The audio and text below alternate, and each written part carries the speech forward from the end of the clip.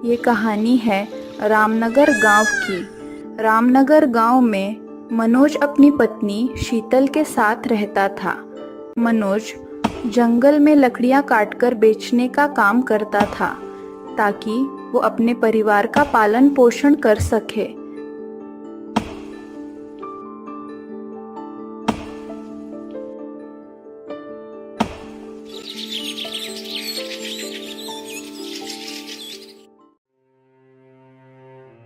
अरे शीतल, जल्दी करो, मुझे बहुत जोरों की भूख लगी है। खाना तैयार है या नहीं?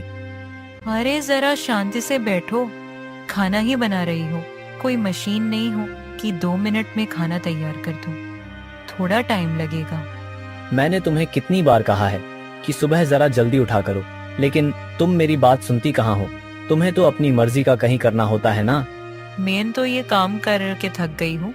मेरा पूरा दिन घर के कामों में ही निकल जाता है। मुझे तो आराम करने का जरा भी टाइम नहीं मिलता।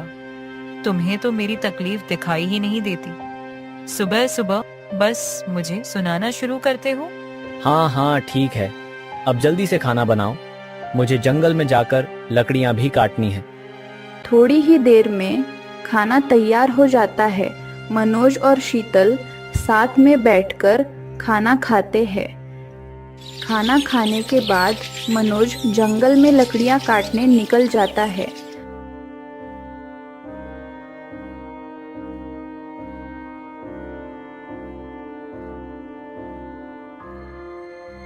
अरे शीतल, कहाँ हो तुम? पानी भरने नहीं जाना है क्या? हाँ बस अभी आई। अरे शीतल, आज इतनी देर कैसे हो गई? मैं कब से तुम्हारी राह देख रही हूँ। अरे क्या बताओ रानी, तुझे पूरा दिन घर के कामों में ही निकल जाता है।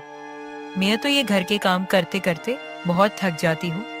ऐसा लगता है कि सब कुछ छोड़ छाड़ कर कहीं दूर निकल जाऊं। दोपहर में थोड़ा आराम करने का भी टाइम नहीं मिलता। अरे शीतल, तुम इतनी परेशान क्यों हो रही हो? मेरे पास तुम्हारे लिए एक उपाय है। अगर तुम्हें घर के कामों से बचना है तो मैं जो कहती हूँ तुम्हें वो करना पड़ेगा। रानी, तुम क्या कह रही हो? कैसा उपाय? कुछ समझी नहीं। जल्दी से वो उपाय मुझे बता दो। अरे शीतल, तुम बीमार होने का नाटक करो या फिर तुम्हारे हाथ में चोट आई है ऐसा नाटक करो। तुम तुम्हारे पति से कह दो कि तुम्हारे हाथ में बहुत दर्द हो रहा है, तुम खाना नहीं बना सकती हो। फिर देखना तुम्हारा पति घर के सारे काम करेगा और तुम्हें आराम ही आराम मिलेगा। अरे रानी, ये तो बहुत अच्छा उपाय बताया तुमने। पर रानी, इससे कोई परेशानी तो नहीं होगी ना? अरे शीतल, कोई परेशानी नहीं होगी। ये उपाय तो मैं भी करती हूँ। जब मुझे काम करने का मन नहीं होता तब मैं भी बीमार होने का नाटक करती हूँ और मेरा पति घर के सारे काम करता है और साथ में मेरी सेवा भी करता है। तो ठीक है रानी, आज से मैं भी बीमार होने का नाटक करूंगी और दिन भर आराम ही आराम करूंगी। ये हुई ना बात। अब जल्दी चलो, हमें पानी भरने तालाब भी जाना है। हाँ हाँ चलो, चलते हैं।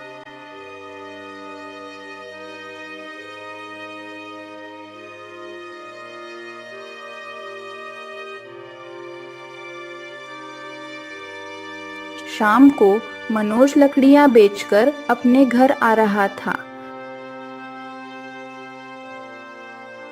अरे शीतल, ये कौन सा टाइम है सोने का? तुम्हें क्या रात की नींद कम पड़ती है जो तुम दिन में सो रही हो? चलो अब जल्दी से उठो, मेरे लिए खाना बनाओ, मुझे बहुत भूख लगी है। अरे आपको दिख नहीं रहा क्या? मेरे हाथ में मोच आई है। बहुत तकलीफ हो रही है मुझे। ये हाथ हिल भी नहीं रहा। अरे ये तो मैंने देखा ही नहीं। तुम्हारे हाथ में मोच कैसे आई शीतल? अरे मैं घर में पोंछा लगा रही थी, तभी मेरा पैर फिसल गया और मैं इस हाथ पर गिर गई। बहुत दर्द हो रहा है हाथ में। अरे शीतल, तुम्हारा ध्यान कहाँ रहता है? जरा आराम से घर के काम करना चाहिए ना। अब तुम आराम करो, मैं जाकर हमारे लिए खाना बनाता हूँ। अरे वाह, रानी का ये उपाय तो काम कर गया। अब मुझे आराम ही आराम मिलेगा।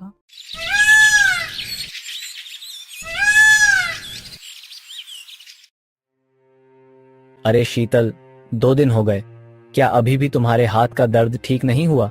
नहीं जी, अभी भी मेरे हाथ में दर्द हो रहा है, और इस हाथ के दर्द की वजह से अब तो मेरे सिर में भी दर्द होना चालू हो गया है।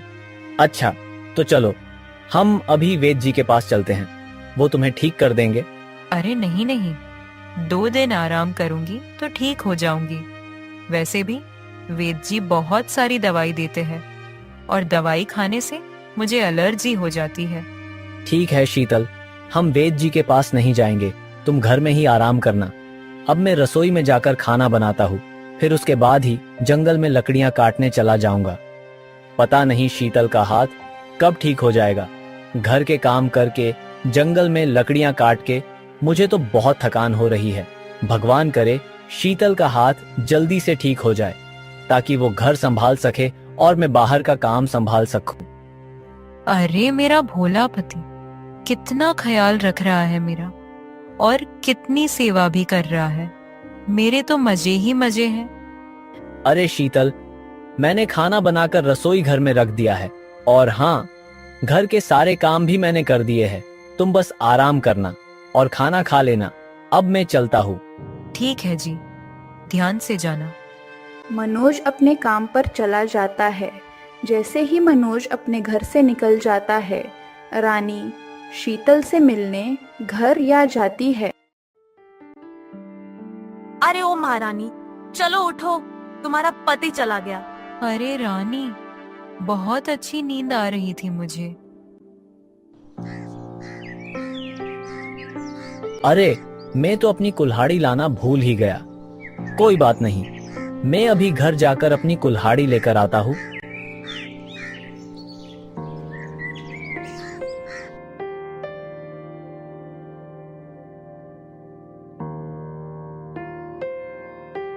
क्यों शीतल महारानी, तुम्हें मेरा उपाय कैसा लगा? मेरा उपाय काम कर रहा है या नहीं? अरे रानी बहन, तुम्हारा उपाय तो बहुत अच्छे से काम कर रहा है। मैं पिछले 4 दिन से अपने पति को पागल बना रही हूँ। मेरा पति घर के सारे काम कर रहा है, और 2 टाइम की रसोई भी बना रहा है। मुझे तो काम करने की जरा भी जरूरत नहीं पड़ रही। मेरा पति मेरी खूब सेवा कर रहा है। मैंने कहा था ना, ये उपाय बहुत काम का है। अच्छा, तो ये बात है। शीतल ने काम से बचने के लिए हाथ टूटने का नाटक किया। अब शीतल को सबक सिखाना ही पड़ेगा। अब मैं भी देखता हूँ शीतल घर के काम कैसे नहीं करती।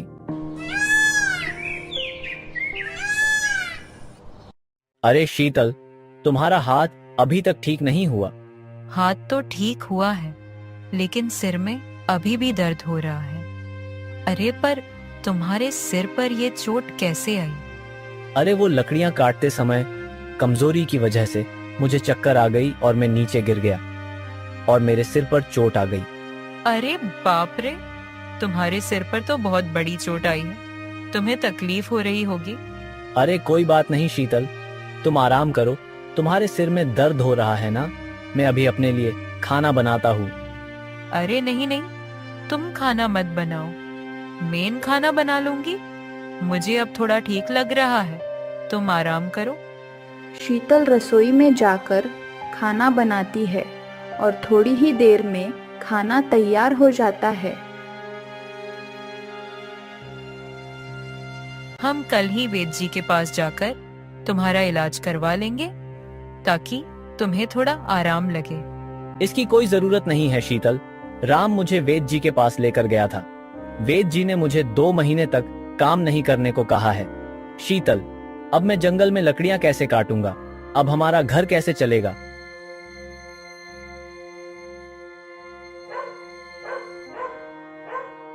इनकी ये हालत सिर्फ मेरी वजह से हुई है। ना मैं इनसे घर के काम करवाती, और ना ही इनको कमजोरी के कारण चक्कर आती। अब घर चलाने की जिम्मेदारी मेरी ही है। अब मुझे ही कुछ करना पड़ेगा। अब कल से रोज सुबह जल्दी उठकर घर के सारे काम कर लूंगी, और बाद में जंगल चली जाऊंगी।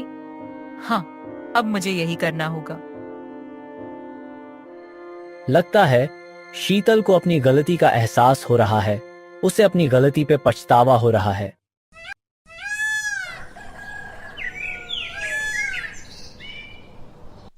अगले दिन शीतल जल्दी उठकर घर के सारे काम करती है और कुल्हाड़ी लेकर जंगल में जाने के लिए निकल जाती है।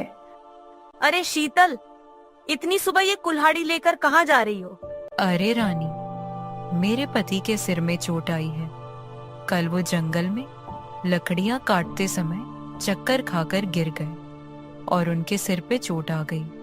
अच्छा अच्छा, तो ये बात है।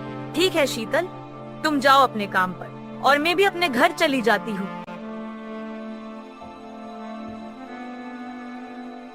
ये रानी तो बहुत चालाक निकली। खुद तो सुबह जल्दी उठती है और मुझे उलटी पट्टी पढ़ाकर चली गई।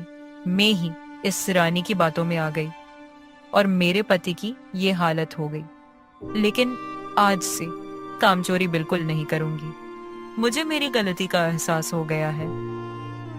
शीतल जंगल जा ही रही थी कि तभी मनोज उसे आवाज देता है। अरे शीतल, तुम इतनी सुबह सुबह ये कुल्हाड़ी लेकर कहाँ जा रही हो?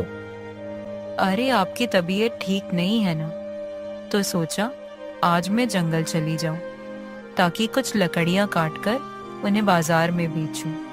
अरे शीतल, तुम्हें ये सब करने की कोई जरूरत नहीं है। तुम्हारी तबीयत अभी तक ठीक नहीं हुई है। तुम्हें तो आराम करना चाहिए। तुम जाकर आराम करो, मैं जंगल चला जाता हूँ।